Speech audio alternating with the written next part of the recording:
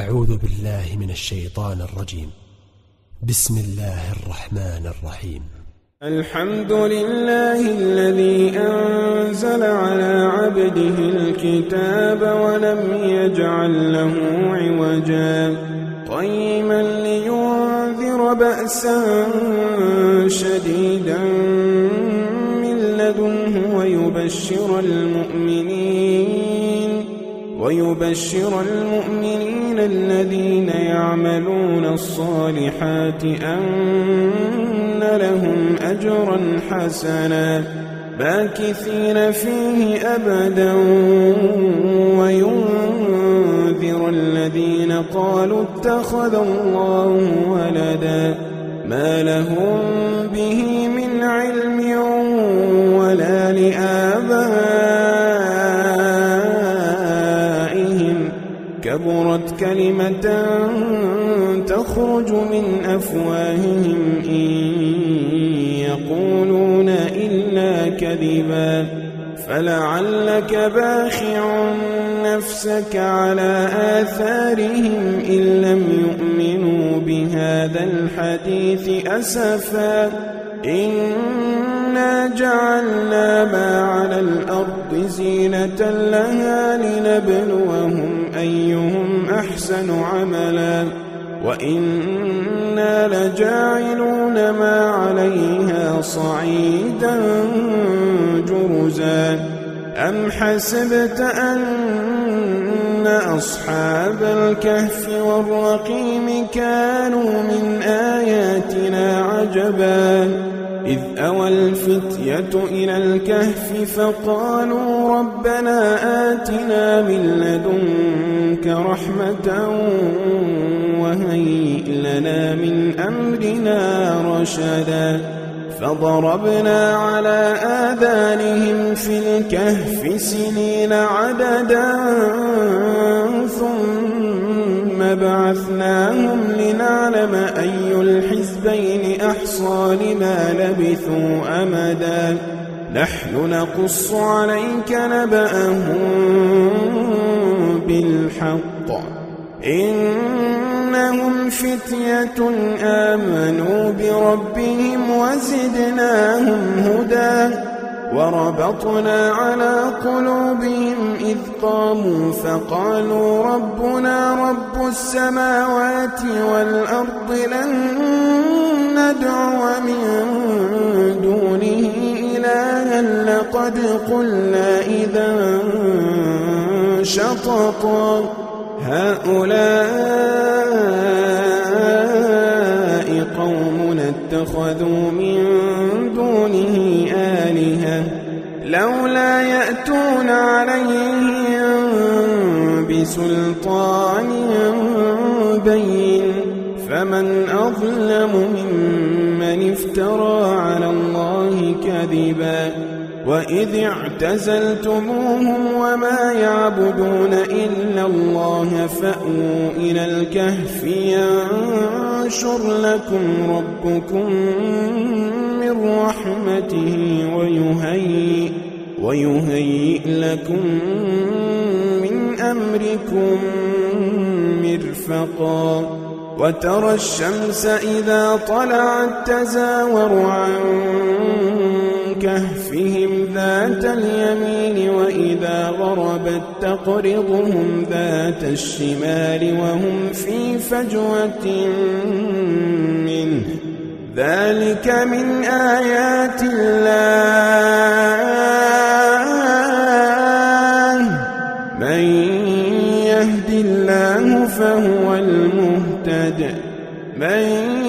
يهد الله فهو المهتد ومن يضلل فلن تجد له وليا مرشدا وتحسبهم أيقاظا وهم رقود ونقلبهم ذات اليمين وذات الشمال وكلبهم باسط ذراعيه بالوصيد لو اطلعت عليهم لوليت منهم فرارا ولملئت منهم رعبا وكذلك بعثناهم ليتساءلوا بينهم قال قائل منهم كم لبثتم قالوا لبثنا يوما أو بعض يوم قالوا ربكم أعلم بما لبثتم فابعثوا أحدكم بورقكم هذه إلى المدينة فلينظر أيها أزكى طعاما فليأتكم برزق منه وليتلطف ولا يشعرن بكم أحدا إنهم إن يظهروا عليكم يرجموكم أو يعيدوكم في ملتهم ولن تفلحوا إذا أبدا وكذلك أعثرنا عليهم ليعلموا أن وعد الله حق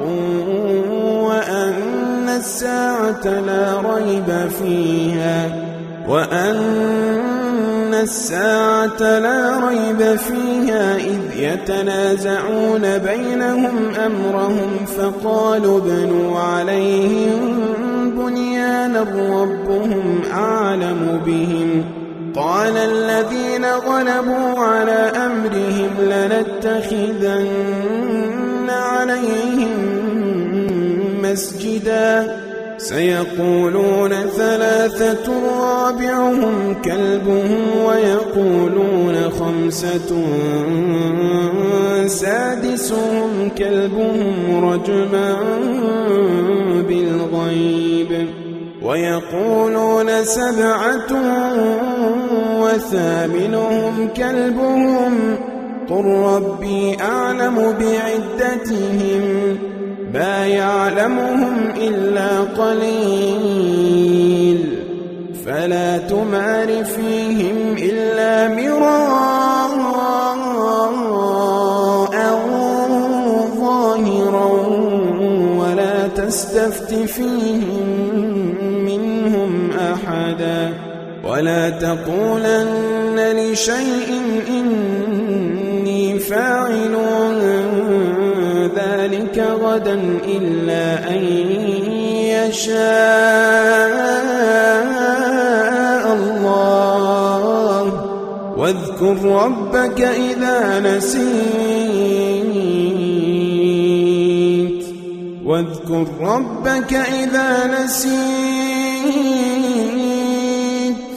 وقل عسى أن يهديني ربي لأقرب من هذا رشدا ولبثوا في كهفهم 300 سنين وازدادوا 9 قل الله أعلم بما لبثوا له غيب السماوات والأرض أبصر به وأسمع ما لهم من دونه من ولي ولا يشرك في حكمه أحدا واتل ما أوحي إليك من كتاب ربك لا مبدل لكلماته ولن تجد من دونه ملتحدا واصبر نفسك مع الذين يدعون ربهم بالغداة والعشي يريدون وجهه ولا تعد عيناك عنهم تريد زينة الحياة الدنيا ولا تطع من أغفلنا قلبه عن ذكرنا واتبع هواه وكان أمره فرطا وقل الحق من ربكم فمن شاء فليؤمن ومن شاء فليكفر إنا وأعتدنا للظالمين نارا أحاط بهم سرادقها وإن يستغيثوا يغاثوا بماء كالمهل يشوي الوجوه بئس الشراب بئس الشراب بئس الشراب وساءت مرتفقا إن الذين آمنوا وعملوا الصالحات إنا لا نضيع أجر من أحسن عملا أولئك لهم جنات عدن تجري من تحتهم الأنهار يحلون فيها من أساور من ذهب ويلبسون ثيابا خضرا من سندس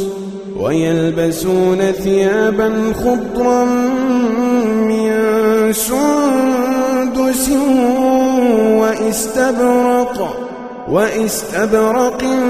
متكئين فيها على الأرائك نعم الثواب وحسنت مرتفقا واضرب لهم مثلا الرجلين جعلنا لأحدهما جنتين من أعناب وحففناهما بنخل وجعلنا بينهما زرعا كلتا الجنتين آتت أكلها ولم تظلم منه شيئا وفجرنا خلالهما نهرا وكان له ثمر فقال لصاحبه وهو يحاوره أنا أكثر منك مالا وأعز نفرا ودخل جنته وهو ظالم لنفسه قال ما أظن أن تبيد هذه أبدا وما أظن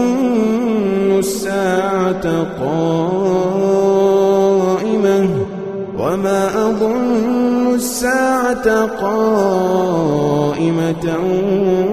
ولئن رددت إلى ربي لأجدن خيرا منها منقلبا قال له صاحبه وهو يحاوره أكفرت بالذي خلقك من تراب قال له صاحبه وهو يحاوره أكفرت بالذي خلقك من تراب ثم من نطفة ثم سواك رجلا لكن هو الله ربي ولا أشرك بربي أحدا ولولا إذ دخلت جنتك قلت ما شاء الله لا قوة إلا بالله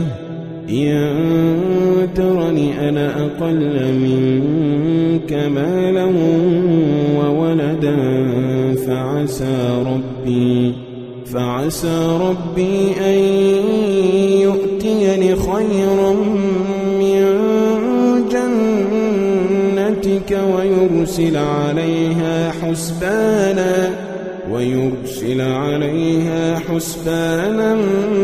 من السماء فتصبح صعيدا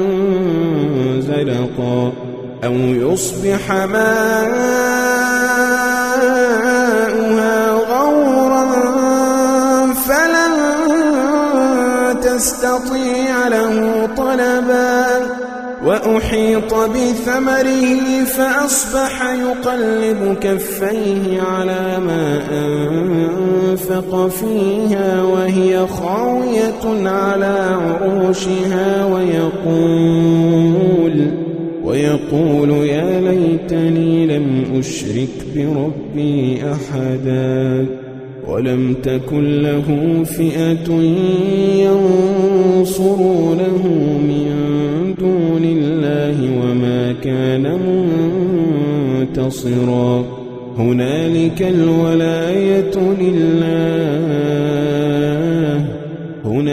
الولاية لله الحق هو خير ثوابا وخير عقبا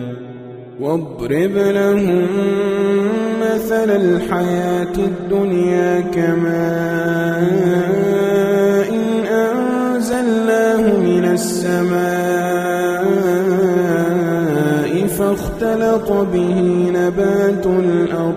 فاختلط به نبات الأرض فأصبح هشيما تذروه الرياح وكان الله على كل شيء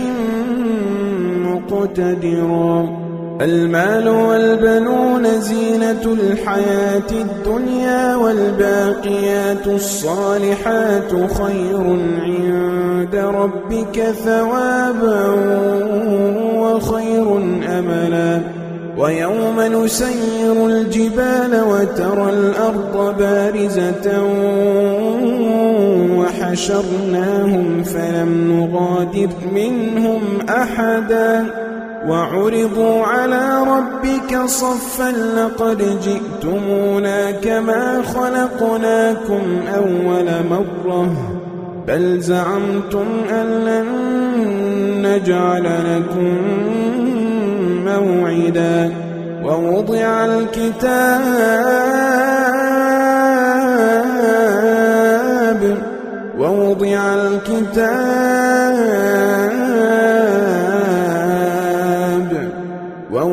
الكتاب فترى المجرمين مشفقين مما فيه ويقولون يا ويلتنا ما لهذا الكتاب لا يغادر صغيرة ولا كبيرة إلا أحصاها ووجدوا ما عملوا حاضرا ولا يظلم ربك أحدا وإذ قلنا للملائكة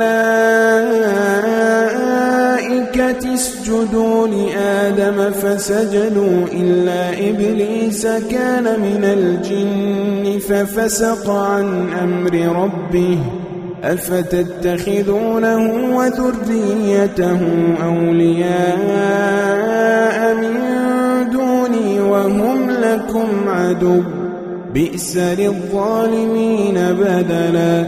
ما أشهدتهم خلق السماوات والأرض ولا خلق أنفسهم وما كنت متخذ المضلين عضدا ويوم يقول نادوا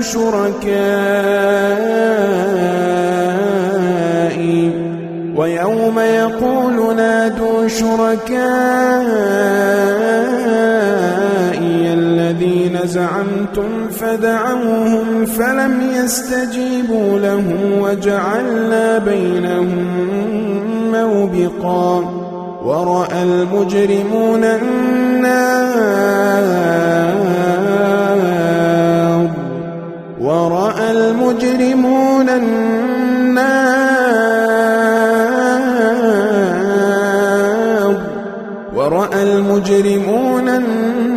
النار فظنوا أنهم مواقعوها ولم يجدوا عنها مصرفا ولقد صرفنا في هذا القرآن للناس من كل مثل وكان الإنسان أكثر شيء جدلا وما منع الناس أن يؤمنوا إذ جاءهم الهدى ويستغفروا ربهم إلا أن تأتيهم سنة الأولين أو يأتيهم العذاب قبلا وما نرسل المرسلين إلا مبشرين ومنذرين ويجادل الذين كفروا بالباطل ليدحضوا به الحق واتخذوا آياتي وما أنذروا هزوا ومن أظلم ممن ذكر بآيات ربه فأعرض عنها ونسي ما قدمت يداه إنا جعلنا على قلوبهم أكنة أن يفقهوه وفي آذانهم وقرا وإن تدعهم إلى الهدى فلن يهتدوا إذن أبدا وربك الغفور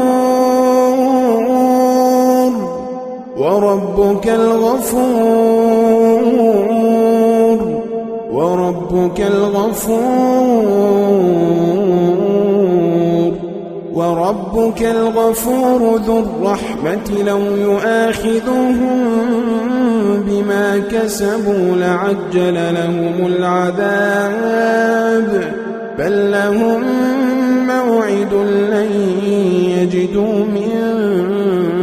دونه موئلا وتلك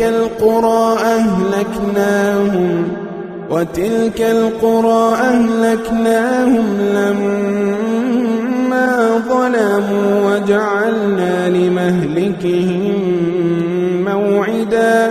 وإذ قال موسى لفتاه لا أبرح حتى أبلغ مجمع البحرين أو أمضي حقبا فلما بلغا مجمع بينهما نسيا حوتهما فاتخذ سبيله في البحر سربا فلما جاوزا قال لفتاه آتنا غداءنا لقد لقينا من سفرنا هذا نصبا قال أرأيت إذ أوينا إلى الصخرة فإني نسيت الحوت وما أنسانيه إلا الشيطان أن أذكره واتخذ سبيله في البحر عجبا قال ذلك ما كنا نبغ فارتدا على آثارهما قصصا فوجدا عبدا من عبادنا آتيناه رحمة من عندنا وعلمناه من لدنا علما قال له موسى هل أتبعك على أن تعلمني مما علمت رشدا قال إنك لن تستطيع معي صبرا وكيف تصبر على ما لم تحط به خبرا قال ستجدني إن شاء الله صابرا ولا أعصي لك أمرا قال فإن اتبعتني فلا تسألني عن شيء حتى أحدث لك منه ذكرا فانطلقا حتى إذا ركبا في السفينة خرقها قال أخرقتها لتغرق أهلها لقد جئت شيئا إمرا قال ألم أقل إنك لن تستطيع معي صبرا قال لا تؤاخذني بما نسيت قال لا تؤاخذني بما نسيت ولا ترهقني من أمري عسرا فانطلقا حتى إذا لقيا غلاما فقتله قال أقتلت نفسا زكية بغير نفس لقد جئت شيئا نكرا قال ألم أقل لك إنك لن تستطيع معي صبرا قال إن سألتك عن شيء بعدها فلا تصاحبني قد بلغت من لدني عذرا فانطلقا حتى إذا أتيا أهل قرية استطعما أهلها فأبوا أن يضيفوهما فوجدا فيها جدارا يريد أن ينقض فأقامه قال لو شئت لاتخذت عليه أجرا قال هذا فراق بيني وبينك سأنبئك بتأويل ما لم تستطع عليه صبرا أما السفينة فكانت لمساكين يعملون في البحر فأردت أن أعيبها وكان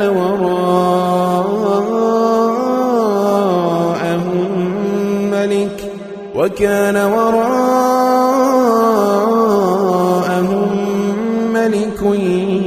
يأخذ كل سفينة غصبا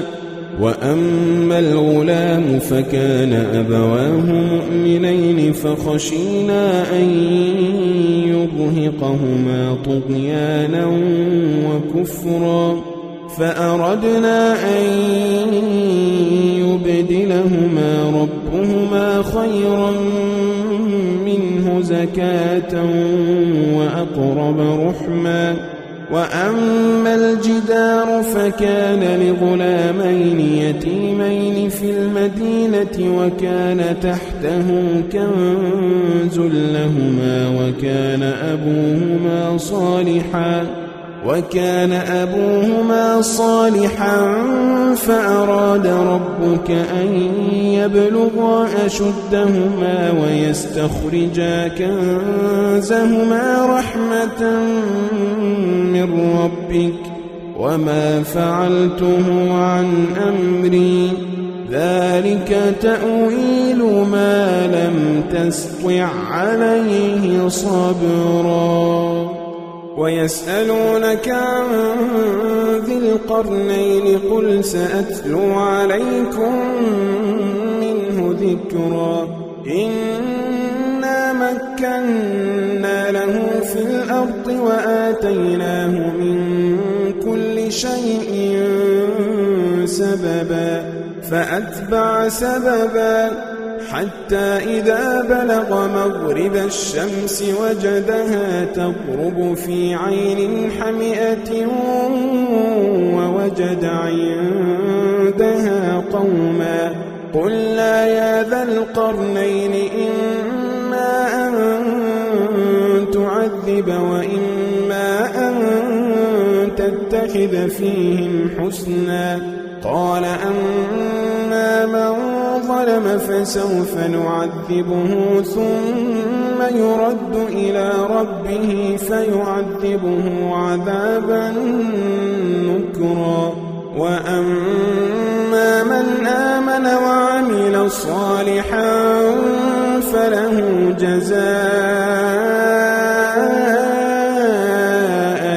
الحسنى وسنقول له من أمرنا يسرا ثم أتبع سببا حتى إذا بلغ مطلع الشمس وجدها تطلع على قوم لم نجعل لهم من دونها سترا كذلك وقد أحطنا بما لديه خبرا ثم أتبع سببا حتى إذا بلغ بين السدين وجد من دونهما قوما لا يكادون يفقهون قولا قالوا يا ذا القرنين إن يأجوج ومأجوج مفسدون في الأرض فهل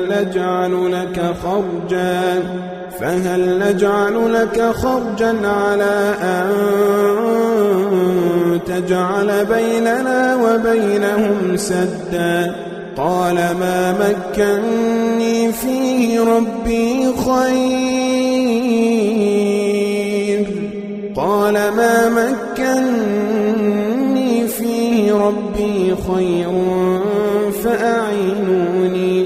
فأعينوني بقوة أجعل بينكم وبينهم ردما آتوني زبر الحديد حتى إذا ساوى بين الصدفين قال انفخوا حتى إذا جعله نارا قال آتوني أفرغ عليه قطرا فما استطاعوا أن يظهروه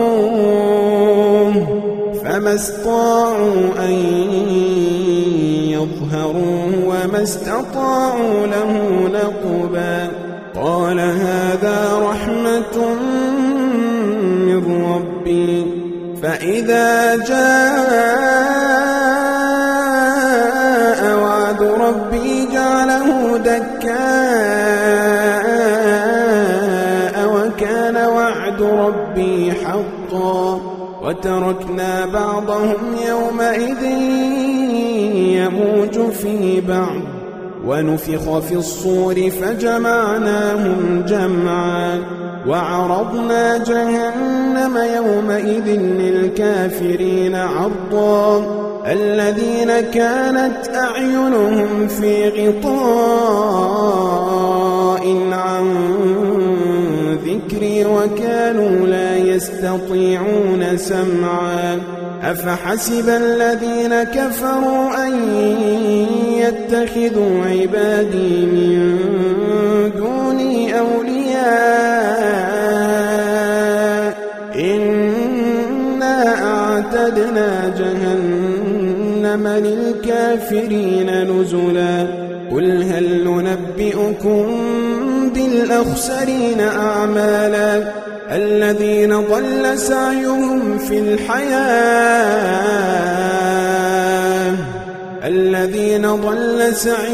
في الحياة الدنيا وهم يحسبون أنهم يحسنون صنعا أولئك الذين كفروا بآيات ربهم ولقائه أولئك الذين كفروا بآيات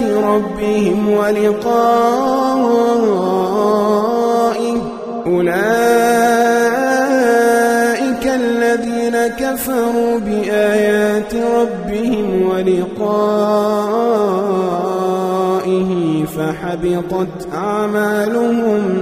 فحبطت أعمالهم فلا نقيم لهم يوم القيامة وزنا ذلك جزاؤهم جهنم بما كفروا واتخذوا آياتي ورسلي هزوا إن الذين آمنوا وعملوا الصالحات كانت لهم جنات الفردوس نزلا إن الذين آمنوا وعملوا الصالحات كانت لهم جنات الفردوس نزلا خالدين فيها لا يبغون عنها حولا قل لو كان البحر مدادا لكلمات ربي لنفد البحر قبل أن تنفد كلمات ربي ولو جئنا بمثله مددا قل إنما أنا بشر مثلكم يوحى إلي أنما إلهكم إله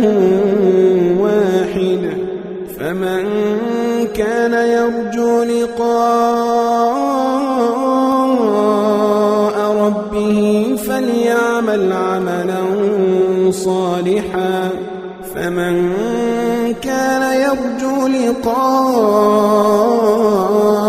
ربه فليعمل عملا صالحا فليعمل عملا صالحا